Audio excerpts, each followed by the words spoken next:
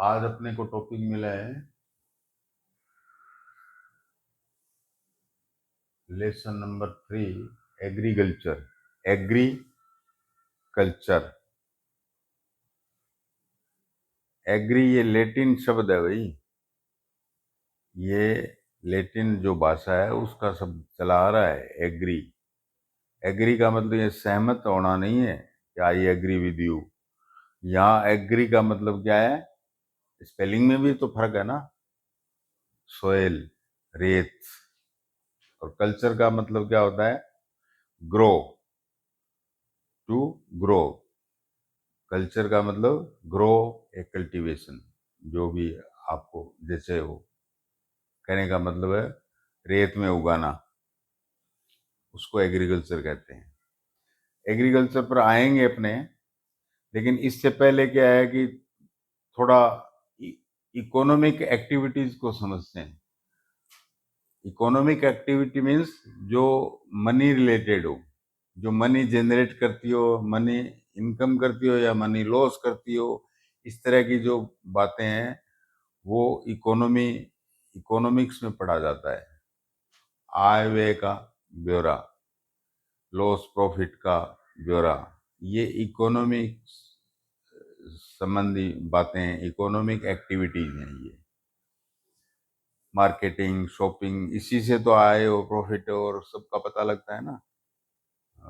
तो ये economic activity जो है ना, ये अब नहीं, ये आपके फ्यूचर तक ये चलेगा। Primary sector, secondary sector, tertiary sector, तीन सेक्टर। इकोनॉमिक एक्टिविटीज को तीन सेक्टर में डिवाइड किया हुआ है। ये मैंने लिख दिया, 3 टाइप्स ऑफ इकोनॉमिक एक्टिविटी। तो प्राइमरी, आप यहाँ प्राइमरी आप लिख लीजिए, प्राइमरी या सेकेंडरी लिख लीजिए। मतलब कहने का मतलब है कि मैंने डायग्राम बना दिया है, एक खाका तैयार कर दिया है, उसमें आप जो जो लर्न करते जाते हो वैसे वैसे आप फिलअप करते जाइए। तो आप जिंदगी भर भी इस लेसन को कभी नहीं भूलेंगे। सीधी सी बात ये है। बस यही होमवर्क है कि आप इस डायग्राम के अंदर क्या है भरते रहें, फिलअप करते रहें। यही आपका होमवर्क है। साथ साथ में ये क्लास वर्क हो गया, होमवर्क नहीं होगा। तो प्राइमरी सेक्टर में क्या शामिल करोगे? सारी जो भी एग्रीकल्चर एक्टिविटीज है, जहाँ खेती होती है वहाँ एग्रीकल्चर कहलाता है। तो जहाँ खेती होती है उस जमीन को एरेबल लैंड कहते हैं। Arable land. तो प्राइमरी सेक्टर जो है एरेबल लैंड के लिए है। आ गया ना समझ में? और भारत में, इंडिया में 50% लोग 50% लोग जो है वो खेती ही करते हैं। एग्रीकल्चर ही उनका ऑक्यूपेशन है।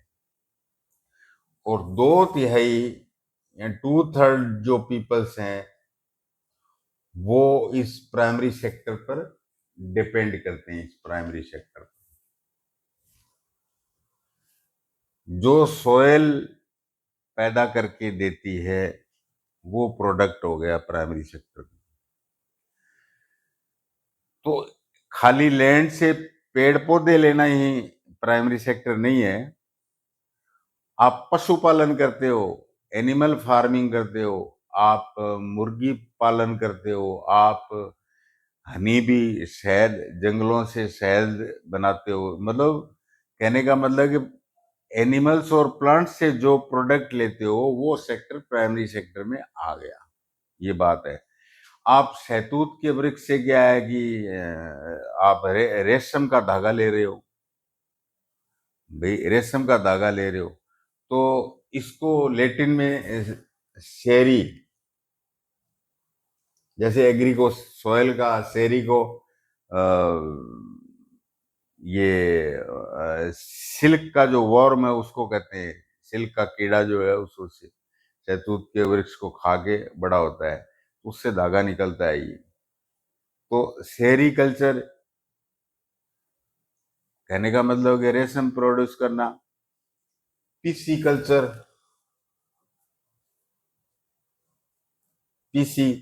पीसीज आप बड़ी क्लासों में पढ़ोगे, जब बायोलॉजी के अंदर क्लासिफिकेशन पढ़ोगे, कोडेट्स, कोडेट्स के अंदर एक पीसीज पढ़ोगे, आप रेप्टाइल्स पढ़ोगे, एम्फीबियंस पढ़ोगे, एवीज पढ़ोगे।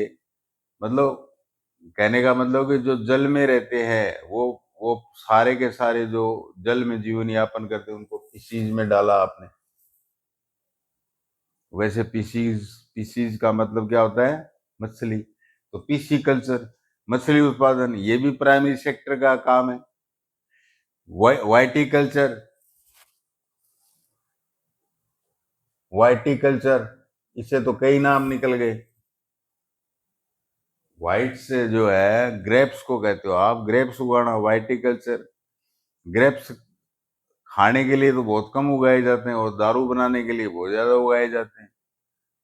तो वाइट, वाइट से क्या, वाइन, वाइन, वाइन मतलब बेल, एक लता, बेल, वाइन, तो उसके नाम से क्या, दारू का नाम ही निकल के आ गया, वाइन, वाइन विटी। तो अंगूरों का उत्पादन करना। हॉर्टिकल्चर का नाम आपने खूब सुना है, हॉर्टिकल्चर। हॉर्टी के अंदर क्या है, फ्लावर्स हैं, जो बागवानी से संबंधित है, जो भी बागवानी से संबंधित जो भी कल्चर होता है, वेजिटेबल्स हैं, सब्जियां हैं, फ्रूट्स हैं, फ्लावर्स हैं, ये जहाँ उगाए जाते हैं, मतलब फ्लावर और फ्रूट्स ऑफ प्लांट्स, तो बागवानी से मतलब है हॉर्टिकल्चर। तो आपको पूछ सकता है कि प्राइमरी सेक्टर में in the following what are not related to primary sector of economic activity, ये बात है। लेकिन अपने जो अभी पढ़ा है वो सारा का सारा जो भी कल्चर शब्द आ गया वो प्राइमरी सेक्टर में डाल देना आप, बस सीधी सी बात ये। इसके जो एग्रीकल्चर प्रोड्यूस है इसके बीच में कोई पंचायत नहीं, किसी मशीनरी की कोई पंचायत नहीं है, सीधी सी बात ये। अब आई सेकेंडरी, सेकेंडरी सेक्टर। भाई आप जो कुछ इस तरह का प्रोसेस करोगे, आप इस तरह का प्रोसेस करोगे, कोई मतलब कोई प्रोसेसिंग करोगे, ये सारा जो जमीन से जो मिल रहा है वो रॉ मटेरियल हो गया, ये सब कच्चा माल हो गया। अब गन्ना है, शुगर केन है, रॉ मटेरियल होगा। आपका चुकंदर है, शुगर बीट है, ये रॉ मटेरियल हो गया। अब इसको क्या है, क्रश करोगे, कोई मशीन लाओगे, इंडस्ट्री को प्रोसेस करोगे, फिर उसको और प्रोसेस करोगे आगे से आगे। कॉटन है, कॉटन ले लिया आपने, कॉटन में और आगे प्रोसेस करोगे। कॉटन में क्या प्रोसेस करो, कॉटन तो किसान primary, primary sector, primary activities में आप लागू पटक देगा फैक्ट्री के अंदर। भाई उसकी जिनिंग करोगे, वो जो बीज है वो हटाना पड़ेगा आपको। फिर उसका जो धागा है, फाइबर है, उसकी आप स्पिनिंग करोगे, धागा बनाओगे, फिर आप उस धागे से वीविंग करोगे, फिर आप इसको वीविंग को टेक्सटाइल में डाइंग करोगे, रंगाई करोगे, और फिर उसके बाद में इसका उस वो टेक्सटाइल से क्या है कि शर्ट बनाओगे, रेडीमेड बनाओगे। तो कितनी सारी प्रोसेस होगी, हर प्रोसेस के अंदर क्या है, आपको वैल्यू जो है उस सामान की दुगनी दुगनी होती जा रही है, दुगनी दुगनी होती जा रही है। इसीलिए जब अंग्रेजों के टाइम में 1850 आया ना, 1850, तो वहां फैक्ट्री सेकेंडरी जो सेक्टर इकोनॉमिक एक्टिविटी वो तो थी उधर इंग्लैंड में फैक्ट्रियां, और रॉ मटेरियल था इंडिया में।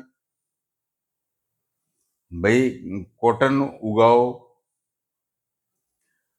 नील की खेती, नील की खेती करो, खाने का अनाज ना उगाओ, वहां जो इंडस्ट्रीज के अंदर, उधर ब्रिटेन के अंदर जो रॉ मटेरियल चाहिए वो उगाओ। मतलब प्राइमरी सेक्टर वाला तो काम यहाँ, और सेकेंडरी सेक्टर वाला ब्रिटेन में। और इस प्राइमरी सेक्टर वाले कच्चे माल को, रॉ मटेरियल को ढोने के लिए क्या है कि इन्होंने रेलों का जाल बिछा दिया। बहुत सारे लोग कहते हैं ना कि रेल जो अंग्रेज बिछा गए उसके बाद में अपने कोई नई रेल लाइन नहीं डाल पाए। जो रेल लाइन डाल दी उन्हीं के ऊपर माथापोड़ी कर रहे हैं। अंग्रेज रेल लाइन देकर गए अपने को, रेलवे सिस्टम देकर गए, लेकिन वो भी उनके मतलब का ही था कि रॉ मटेरियल को सी पोर्ट्स तक ढोने के लिए रेल लाइन जरूरी। तो ये बात भी क्या है कि जो रेलवे है ये भी इकोनॉमिक एक्टिविटी से ही जुड़ी हुई चीज है। ये बात है। मिनरल्स, माइंस, आप ऐसे लगा लगा के क्या है कि मशीनरी लगा लगा के माइंस को आप एक्सकेवेट कर रहे हो, एक्सट्रैक्ट कर रहे हो। तो ये सेकेंडरी इकोनॉमिक एक्टिविटी है, ये सेकेंडरी सेक्टर कहलाता है ये। अब आइए आप टर्सरी। टर्सरी मतलब तीसरा, टर्सरी सेक्टर। तीसरे सेक्टर में क्या है कि जो दो, पहला और दूसरा है, उसको उसको सर्विस देना, ढोना है, इसकी प्रोसेसिंग करनी है, छानना है, बीनना है, जो भी कुछ प्रोसेसिंग करनी है वो मशीनरी, वो जो सर्विस दी जाएगी, वो जो सर्विस है, जो अदर टू सेक्टर को जो सर्विस दी जाती है, वो सर्विस आप टेलीफोन से आप बता रहे हो वो माल वहां भेज देना, वो वहां लगा देना, वहां मार्केट में ये इतनी डिमांड है, वो है। तो ये आईटी सेक्टर, टेलीफोन, कंप्यूटर, ये क्या है? सर्विस, टर्सरी सेक्टर है ये। इसको तीसरी इकोनॉमिक एक्टिविटी कहते हैं। अब आप तीनों एक्टिविटीज अच्छी तरह से समझ गए। अब आप, एक क्वेश्चन दिमाग में आना चाहिए आपके कि जो डेवलप्ड नेशन है, जो विकसित देश है, उसमें कौन सी एक्टिविटी जो है ज्यादा होगी? यदि टर्सरी एक्टिविटी जिस देश में ज्यादा है तो इसका मतलब वो डेवलप्ड है, विकसित है।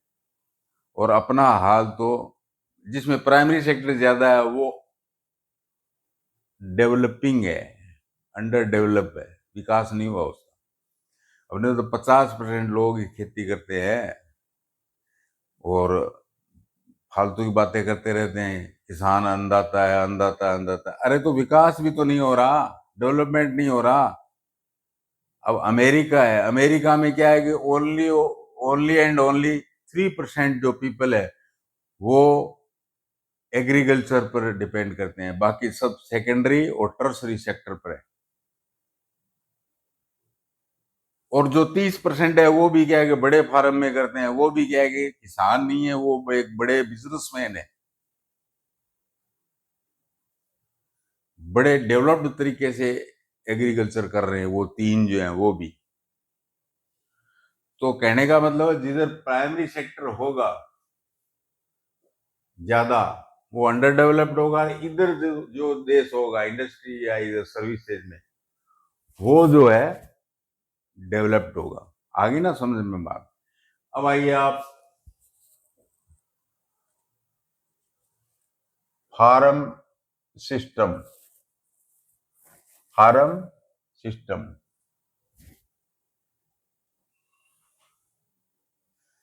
फार्म सिस्टम का मतलब क्या है कि इनपुट और इधर आउटपुट। इनपुट का मतलब है कि आप एग्रीकल्चर में क्या करोगे? आपको सीड, फर्टिलाइजर और पेस्टिसाइड चाहिएंगे, आपको मशीनरी चाहिएगी, ट्रैक्टर वगैरह, आपको लेबर क्लास चाहिएगी, लेबर चाहिएगी। तो ये इनपुट होगा। वहां जो कहते हैं ना कि कोई चीज झोंक दी इसके अंदर, जैसे भाप के इंजन में कोयला झोंकते थे और आउटपुट क्या निकलता था? भाप वेपर, उसकी पावर से फिर वो इंजन चला करता था। आउटपुट, आउटपुट क्या दे रहा है, इतना कोयला इनपुट किया, इतनी भाप बाहर निकली। तो seed, pesticide, fertiliser, machine, labour, ये सब इनपुट में आ गए। जो वहां आप कोई भी चीज खपा रहे हो, इवन कोई आदमी एक मैनेजमेंट कर रहा है खेती का, तो वो भी एक इनपुट है। मतलब खप रहे हो वहां पर, आप टाइम लगा रहे हो, वो भी इनपुट हुआ फार्म सिस्टम में। और आउटपुट, आउटपुट तो हो गया ना, हमें मिली, फसल मिली ना, क्रॉप मिली। हमें क्या है कि मिल्क मिला, डेयरी, ये भी तो एग्रीकल्चर है, डेयरी प्राइमरी सेक्टर है डेयरी। हमें भेड़ों से, शीप से वूल मिली, हमने क्या है कि शीप पाली थी, पशुपालन किया था, और उनसे कटिंग करके गए वूल बाजार में बेचनी है। तो आउटपुट क्या हुआ, अब भेड़ को जो खाना खिलाने का है, उसकी रक्षा करने का है, उसको उसका पालन पोषण करने का है, जो भी सामान लगेगा वो तो इनपुट में जाएगा। और जो वूल है वो आउटपुट है। कहने का मतलब उससे जो फाइनल प्रोडक्ट मिलता है वो आउटपुट है। उससे पहले के सारे चीजें, खर्चे वर्चे, सब इनपुट है। ये फार्म सिस्टम में आप पढ़ते हो। ये दो हुआ, इनपुट और आउटपुट, ये आप नोट कर लेना। ये आपका क्लास वर्क हो गया। अब आइए आप टाइप्स ऑफ फार्मिंग, खेती के तरीके।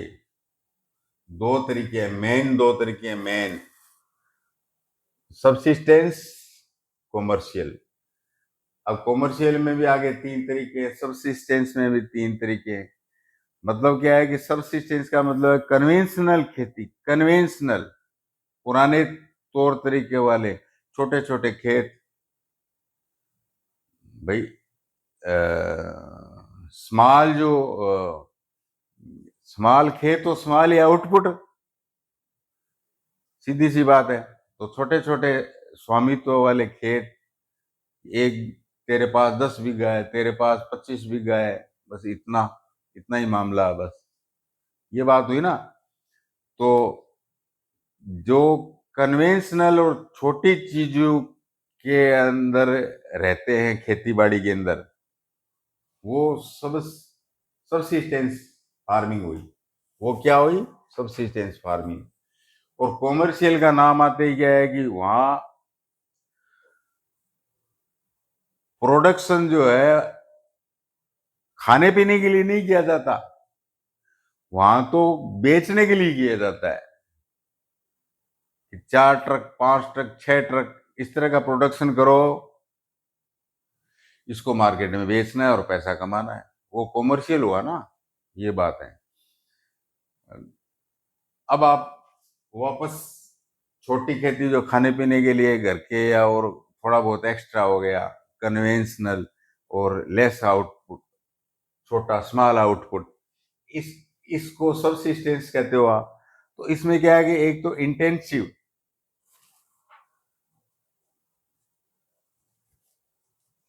इंटेंसिव खेती होगी एक तो। अच्छा, एक क्या है, प्राइमरी।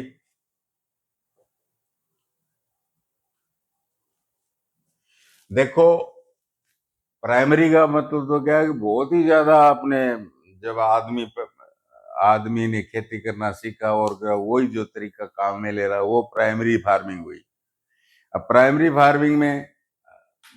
फार्मिंग में दो प्रकार का कर सकते हो आप। नोमाडिक, नोमाडिक का मतलब क्या होता है, जो घूमते फिरते रहते हैं इधर उधर, जो क्लास में नहीं टिकते, जो इधर उधर क्या है, मटर गश्ती करते हैं, बीड़ी सिगरेट की फिराक में इधर उधर घूमते रहते हैं, वो नोमाडिक है। तो इसी प्रकार से कहने का मेरा मतलब यही है कि नोमाडिक का मतलब है घुमंतु। अब इस तरह के, ये क्या घुमंतु, क्या मतलब हुआ इसका, घुमंतु क्या लेके घूमेंगे खेती में, क्या मतलब घुमंतु का। अरे भाई पशुपालन, घास चरवाने के लिए पशुओं को बहुत सारे पशु रखते हैं कि आज उस इलाके में जाएंगे, आज उस इलाके में जाएंगे, जहाँ घास हो वहां ले जाना है इन पशुओं को। तो घुमंतु हो गए ना, नोमाडिक हो गए। तो इसको कहते हैं हर्डिंग, हर्ड्स। वो इकट्ठे पशुओं की जो गैदरिंग होती है उसको हर्ड्स कहते हैं ना, हर्डिंग, हर्डिंग। तो पशुपालन में जैसे अफ्रीका के अंदर, नॉर्थ अफ्रीका में, सहारा में सारे के सारे पशुपालन में वो भेड़ बकरी, ये कैटल्स वगैरह ने इधर से उधर घूमते रहते। सेंट्रल एशिया में जहाँ वूल वूल का काम बहुत भयंकर है, सेंट्रल एशिया में, वो जो जहाँ भी स्थान लगते हैं ना, कजाकिस्तान, उज्बेकिस्तान, ये किर्गिस्तान, स्थान वाले, ये मध्य एशिया, सेंट्रल एशिया के देश, वहाँ भी भेड़ बकरी ये खूब घूमते रहते हैं इधर उधर। तो सेंट्रल एशिया है। जे एंड के अपने जो वूल के लिए प्रसिद्ध है, जे एंड के, जम्मू कश्मीर, वहां भी क्या है कि पहाड़ों के ऊपर नीचे ये वो अपने जो पशु है वो लाते रहते, ले जाते रहते, वो नोमाडिक लोग। तो ये प्राइमरी हो गया ना ये। जब जब से आदमी ने खेती करने का होश आया तब से यही चल रहा है, इसलिए वो नोमाडिक कहलाया, प्राइमरी कहलाया। एक कॉमर्शियल के अंदर दूसरी चीज है shifting, shifting cultivation, shifting cultivation. अब मान लो पहाड़ों के ऊपर जो है आदिवासी रहते हैं, वो भी प्राइमरी है, आदिवासी रहते हैं, वो लोग वहां जंगलों में रह रहे हैं वो, और वो एग्रीकल्चर कर रहे हैं, न कि हर्डिंग, न कि पशुपालन कर रहे हैं आदिवासी। तो वो क्या कर रहे हैं, वो भी प्राइमरी तरीका काम में ले रहे हैं। पहले जंगल साफ किया करते थे, जलाकर, काट कर, जैसे भी है, स्लाइस एंड इसको स्लैश एंड बर्निंग कह सकते हो आप। काटो और जलाओ, और राख है वो उसको खाद बना लो, फर्टिलाइजर बना लो, और वहां खेती करो। तो शिफ्टिंग कल्टीवेशन का मतलब शिफ्ट कैसे हुआ भाई? भाई स्लैश बर्निंग तो हो गई, राख को भी मिला लिया और वहां खेती करना शुरू कर दिया। लेकिन क्या होता क्या है कि 3-4 साल बाद वो सोयल जो जवाब दे जाती है, वो अच्छी फसल नहीं होने देती। तो फिर वो आदिवासी क्या करते हैं, वहां के रहने वाले, वो उस पैच को छोड़ देते हैं और नई जगह के ऊपर फिर वही स्लैश और बर्निंग शिफ्ट हो गए ना। इसको कहते हैं शिफ्टिंग कल्टीवेशन, शिफ्ट हो गए। तो जहाँ थिक फॉरेस्ट है वहां क्या है कि इन पेड़ों को गिराया जाता है, काटा जाता है और जलाया जाता है, सीधी सी बात ये। और फिर उस जगह पर क्रॉपिंग करते हैं, जो खराब हो जाती है, फर्टिलिटी कम हो जाती है, तो दूसरी जगह शिफ्ट हो जाते हैं। इसको कहते हैं शिफ्टिंग कल्टीवेशन। ये पूछ सकता है कि कहाँ होगी, डेजर्ट में, माउंटेन में, फॉरेस्ट में, शिफ्टिंग कल्टीवेशन कहाँ होगा?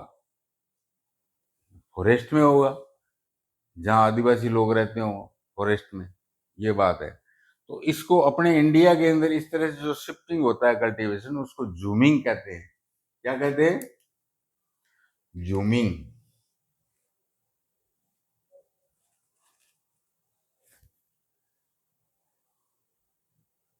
जूमिंग।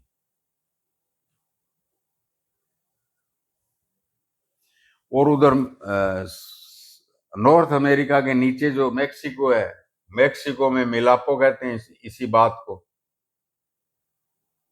मिलापो। ये शब्द दे देगा और पूछ लेगा कौन सी जो है शिफ्टिंग कल्टीवेशन से रिलेट नहीं करता। मिलापो करता है, जूमिंग करता है। और ये मेल मिलाप रोको मेक्सिको के नीचे ही, साउथ अफ्रीका के अंदर, साउथ अमेरिका में है ब्राजील, सॉरी, साउथ अमेरिका में है ब्राजील, वहां रोको, वहां इसी कल्ट शिफ्टिंग को रोको बोलते हैं आप। और मलेशिया में इसको लदांग कहते हैं, लदांग।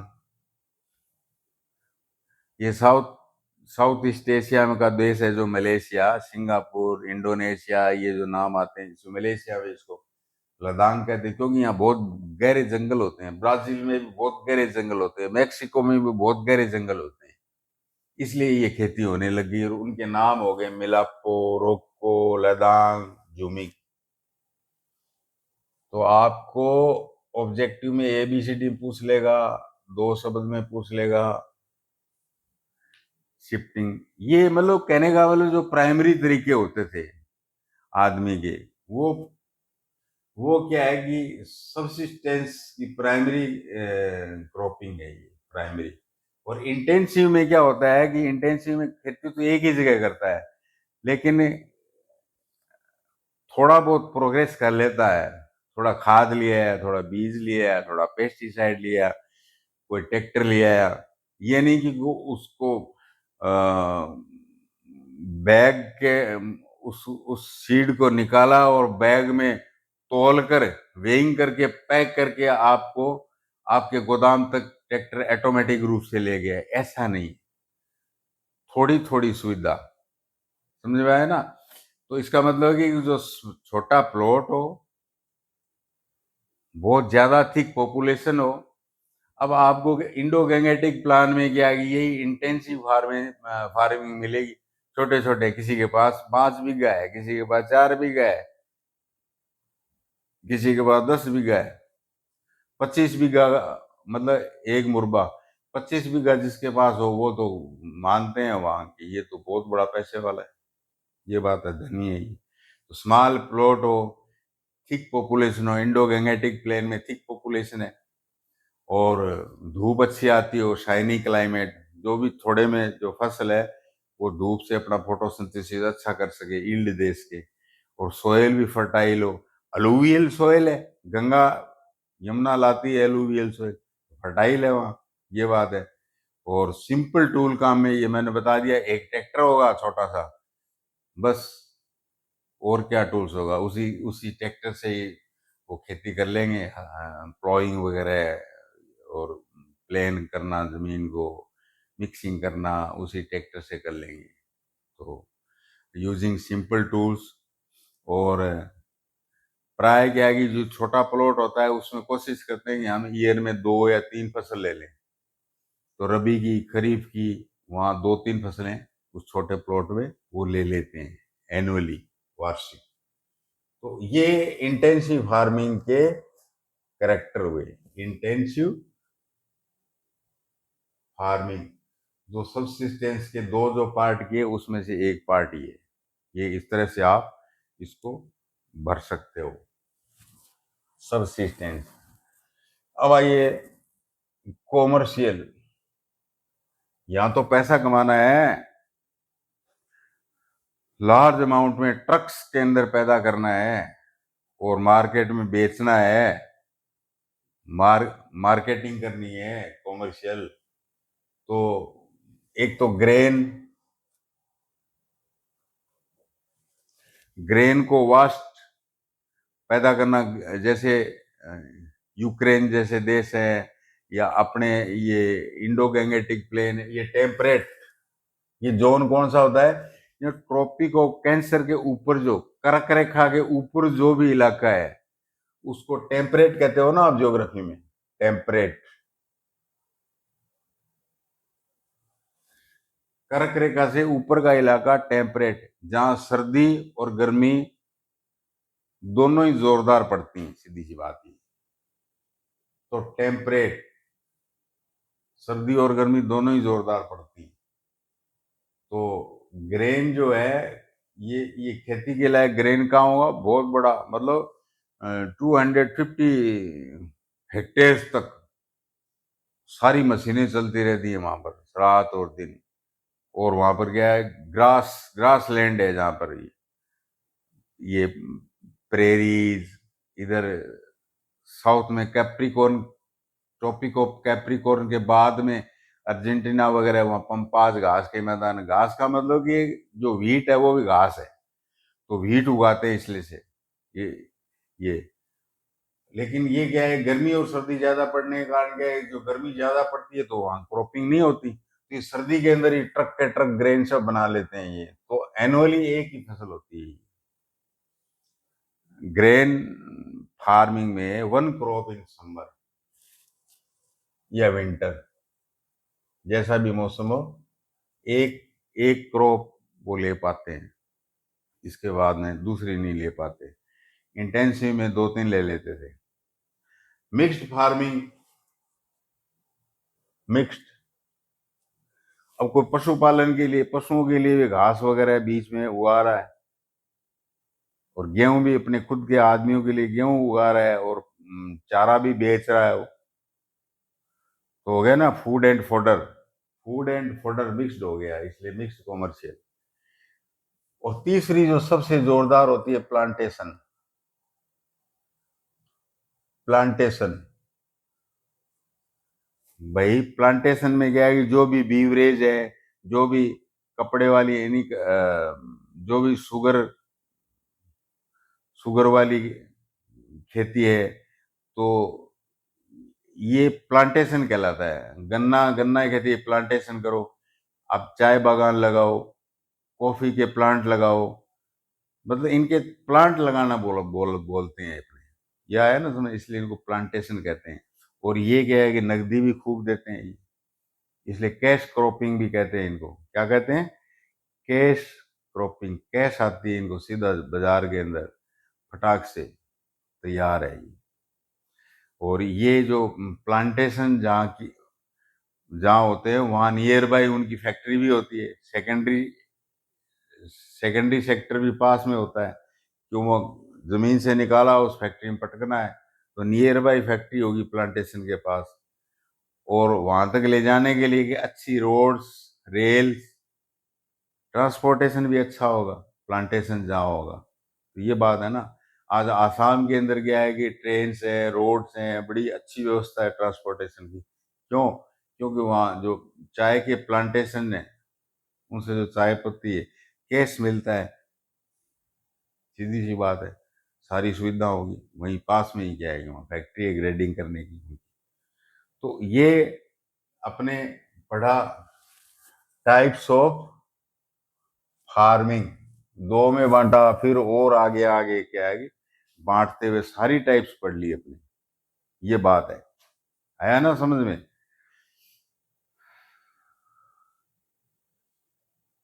अब जो टॉपिक अपने लेने जा रहे हैं, थोड़ा क्रॉप्स के बारे में नॉलेज होना चाहिए आपको।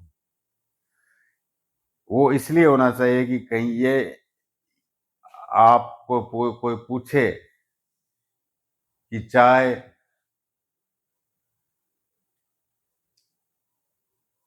कहाँ उगती है, तो कोई ये उत्तर ना दे दे कि टाटा की फैक्ट्री में उगती है।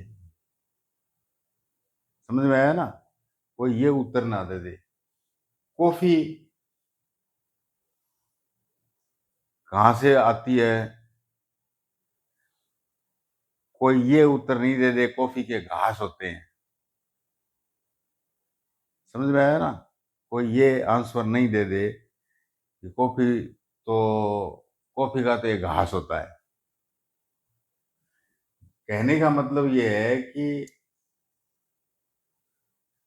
कॉटन, हाँ कॉटन के बारे में बताओ। कॉटन कॉटन कहाँ पैदा होता है? बोलो। ग्वालियर शूटिंग की जो फैक्ट्री है उसमें पैदा होता है। तो कहने का मतलब है कि इसको जानना जरूरी है कि ये सारी चीजें कहाँ ग्रो होती है, कल्चर कहाँ होता है, इसका कल्टीवेशन कहाँ होती है, किस प्रकार का इसको सीजन चाहिए, किस प्रकार का वेदर चाहिए, किस प्रकार का टेम्परेचर चाहिए, किस प्रकार की रेनफॉल चाहिए, कितना बड़ा पौधा होता है ये, और कौन सी चीज इसकी काम की होती है, ये सब नॉलेज होना चाहिए। तो मेजर क्रॉप्स है, क्रॉप्स तो बहुत है, बहुत सारी है। अब इसमें शकरकंद है, शुगर बीट, ये लिखे तो ये बहुत लंबा चार्ट बन जाएगा। तो शुगर कैन वगैरह और कुछ नहीं लिखा है इसमें, लेकिन मेजर मेजर जो है 8 टाइप की, 8 टाइप की जो वो लिख दी है। उसको भी 3 ग्रुप में कर लिया आपने, ग्रेन्स, फाइबर और बीवरेज। 3 ग्रुप की अपने मेजर क्रॉप्स पढ़ लेते हैं बस। अब वही आ गए जियोग्राफिकल एरिया का मतलब क्या है कि जो गर्मियों खूब बरसात आती हो, टेम्परेचर भी बहुत हो, ट्रॉपिकल कहलाता है। कर्क रेखा के नीचे और मकर रेखा, कैप्रिकॉर्न, ट्रॉपिक ऑफ कैप्रिकॉर्न के इधर ऊपर, और ट्रॉपिक ऑफ कैंसर के नीचे। खूब गर्मी, खूब बरसात, खूब टेम्परेचर, खूब ह्यूमिडिटी, वो एरिया कहलाएगा ट्रॉपिकल। ज्योग्राफी में पढ़ा आपने। टेम्परेट खूब सर्दी सीजन में और खूब गर्मी सीजन में। रेन गर्मियों में टेम्परेचर का तो हो ही गया। ह्यूमिडिटी भी कंट्रोल्ड, और सर्दियों में सनशाइन बड़ी मुश्किल से, आज धूप निकली आज धूप निकली है। ये टेम्परेट रीजन की बातें हैं, आया ना समझ में। तो अपने इस तरह से जो मौसम है उसको अपने इधर लेफ्ट साइड में ये 7 जो सब्जेक्ट्स हैं वो अपने लेफ्ट में लिख दिया। अब आइए आप ग्रेन्स। वीट, वीट क्या है? टेम्परेट, बताया ना मैंने। घास के मैदान, प्रेरीज, पंपा जो पर टेम्परेट है वहां उगते हैं। वीट भी तो घास है, तो यहां लिखोगे आप टेम्परेट, टेम्परेट एरिया में। अच्छा, टेम्परेचर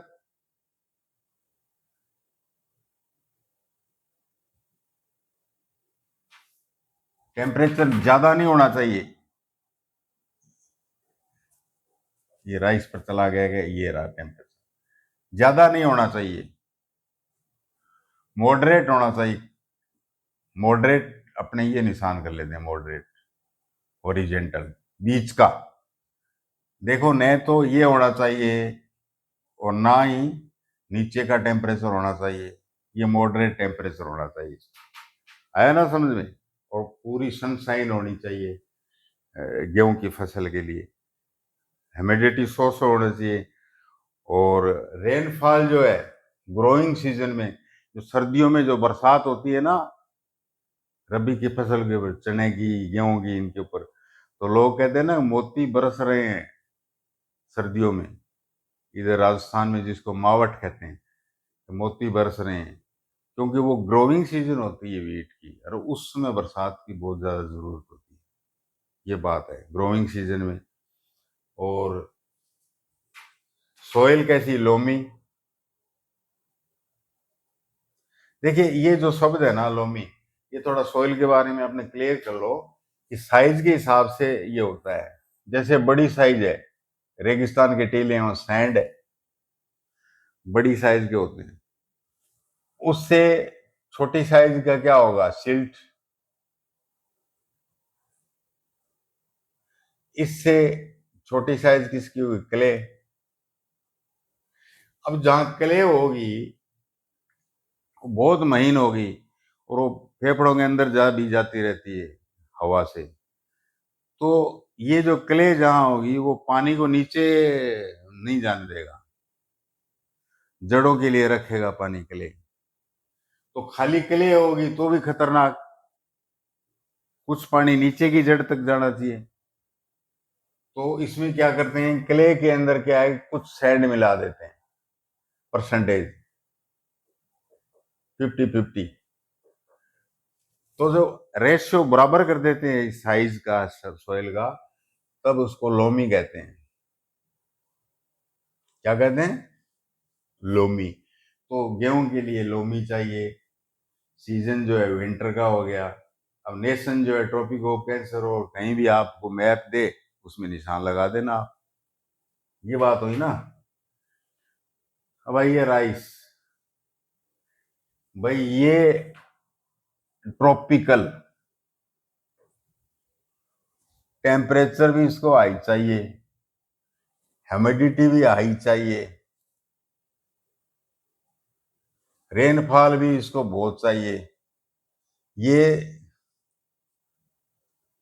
70 डेज तक तो